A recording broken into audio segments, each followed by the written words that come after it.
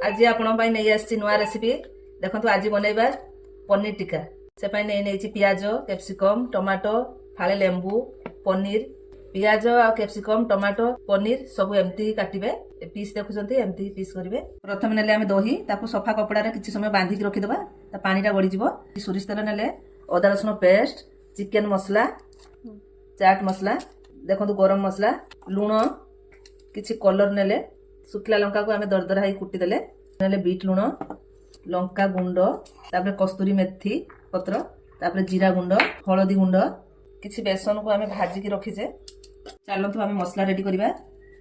प्रथम दही देदेले अदा रसुण पेस्ट किसी लुण लंका गुंड बीट लुण हलदी गुंड आम किणा लंका गुंड किसी जीरा गुंड कस्तूरी मेथी पत्र चाट मसला चिकेन मसला गरम मसला फूड कलर गरम करके रखी सोरिष तेल ताकू भी देदेले फेंटी नवा रखी बेसन लेंबू देदेबा काटिकी रखी सब ताकू आम देदेबा ए गोले नवा देखो गोले की मु 4-5 मिनट रखीदे रखा तेल टिके मारी नवा। आम गैस रे कले लो फ्लेम रे करेंगे गोटे मिनिट की थरे लौटा पौटा करुवे देखो केते सुंदर देखा जाउची खाइला पर जना पड़ियो केमती टेस्ट देखो केते सुंदर देखा जाउची। या पर हम टिके लेंबू दे देबा प्रस्तुत हो गला पनीर टिक्का।